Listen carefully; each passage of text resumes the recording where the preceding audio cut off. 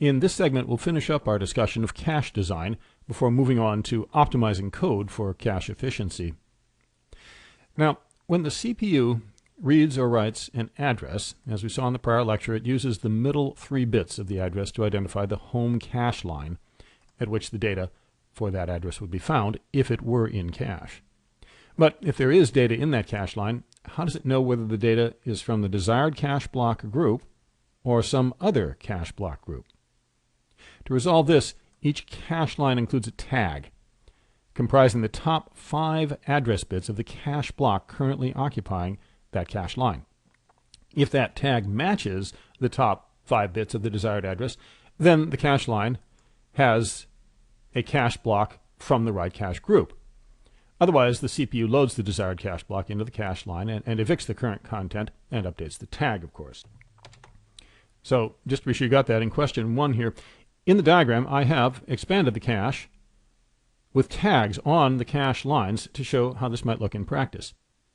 For each of the following hex addresses, indicate what cache line would hold that address if it were in cache, and then determine whether the desired cache block from the right cache block group is in the cache, or it needs to be loaded from RAM. I do suggest you expand these into binary and break out the 3 fields that were described in the earlier segment of lecture.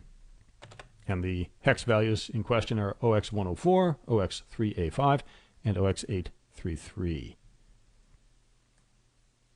So returning from a pause and expanding each of those one at a time, what we have then, I'll pull the OX104 expands thus, which would indicate an address from cache block group 2 and home cache line 0 and offset 4. So this ought to be at home cache line 0 if it's in the cache at all, and then it should have tag 00010, and lo and behold it does. So that one's in cache at the home cache line of 000. In the next one, OX3A5 expands thus, cache block group 7, home cache line 2, and offset 5.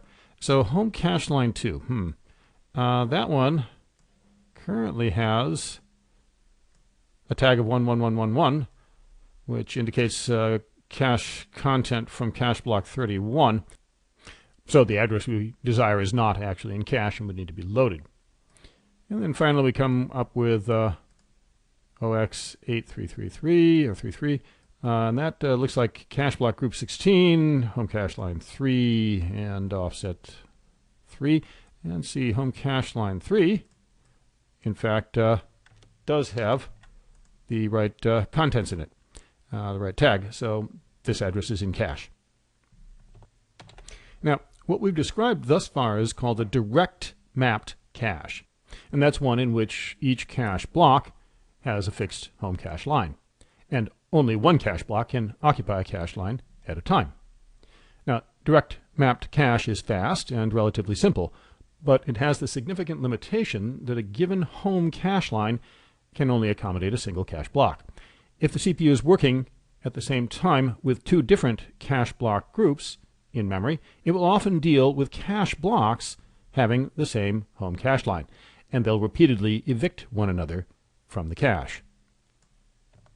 Now, modern caches address this problem by expanding cache lines into cache sets of 2, 4, or even 8 cache lines. Cache blocks don't have home cache lines in this model. They have home cache sets. Again, that's an unofficial term. Here is a redrawing of our minimum model with cache sets comprising 2 cache lines each.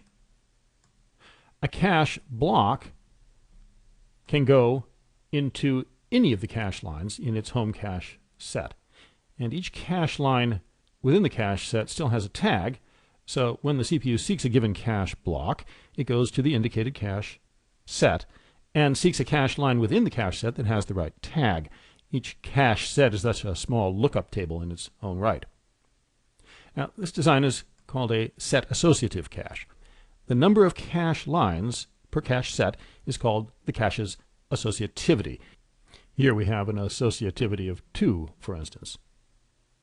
Now, a set associative cache is more complex in that all lines, cache lines within a cache set, must be checked for the presence of the desired cache block, but it reduces cache collisions.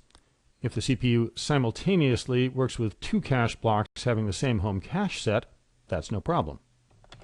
Of course, given the same total amount of cache memory, there will be fewer cache sets than cache lines, and that in turn reduces the number of cache blocks per cache group.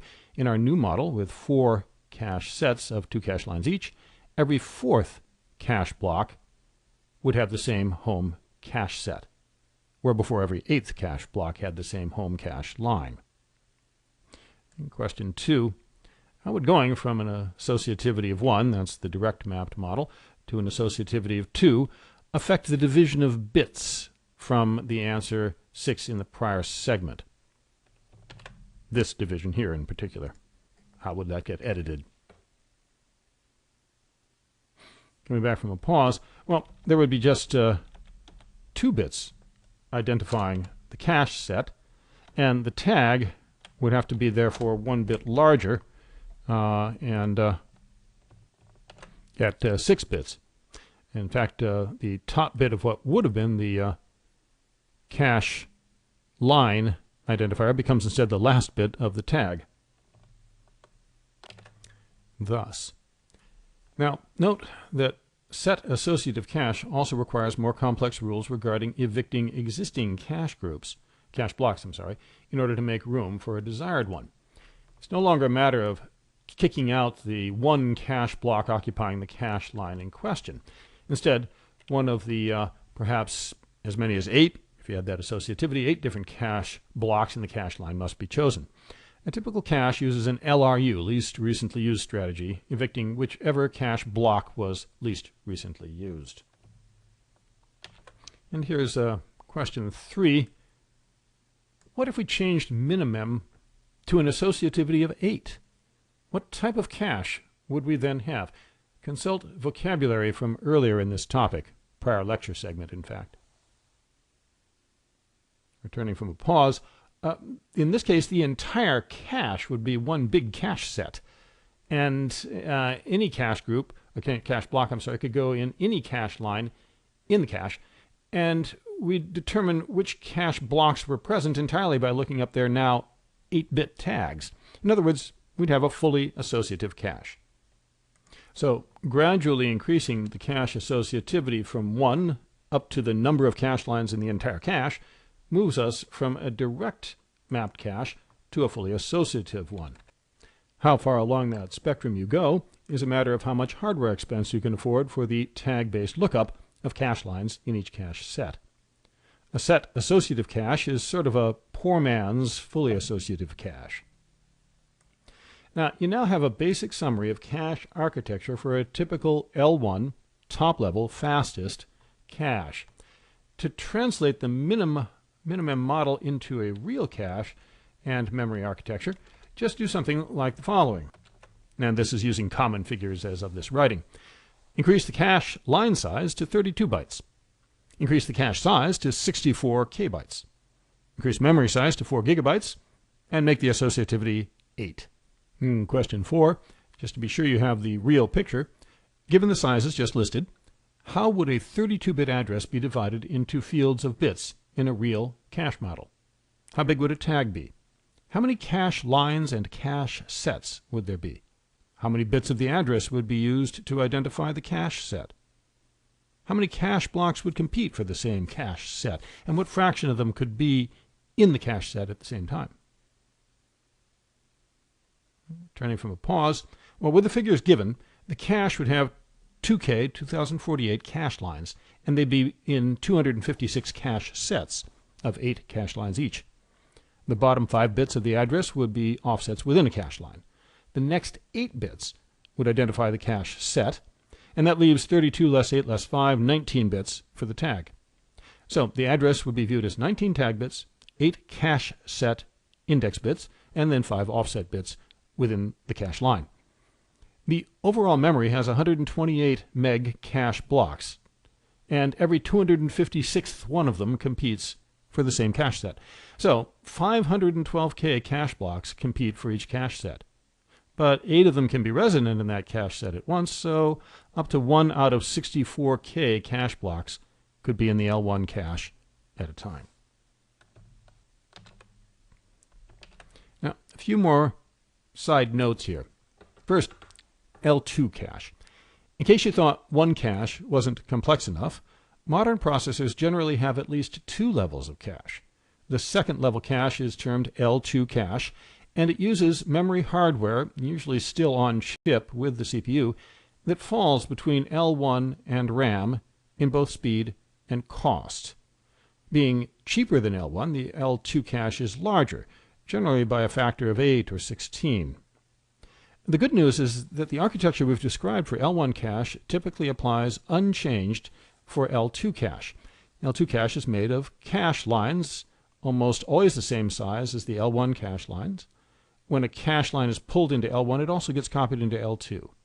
When the line is dropped from L1, it may still be retained in the larger L2 cache, at least for a while. So the effect of L2 cache is that a cache line recently dropped from L1 cache is quicker to come back to L1 cache than would normally be the case if it was only present in RAM. For purposes of software optimization, that's most of what you need to know about L2, and for that matter L3 or other levels of cache. And yes, some processors do actually have 3 levels of cache, but the pattern again is the same as for L1 and L2, just with yet more cache lines and yet slower speed. And a final extra topic, instruction cache. Our discussion thus far has concentrated on data caching, but of course machine instructions are another form of data that the CPU pulls from RAM, and which might benefit from caching.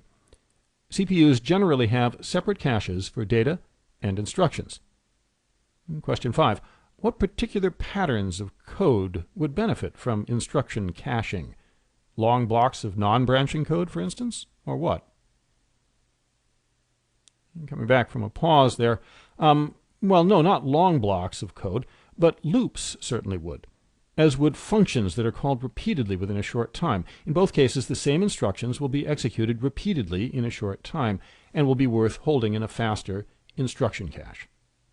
Instruction caches are less interesting for code optimization purposes than our data caches, since we have less control over the order of instruction execution than over the organization and access of data.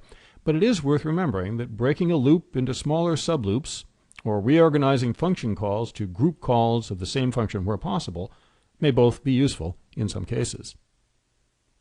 As I said at the start of this segment, there's a great deal more to cache design, but this covers the basics needed to understand how to optimize for cache efficiency.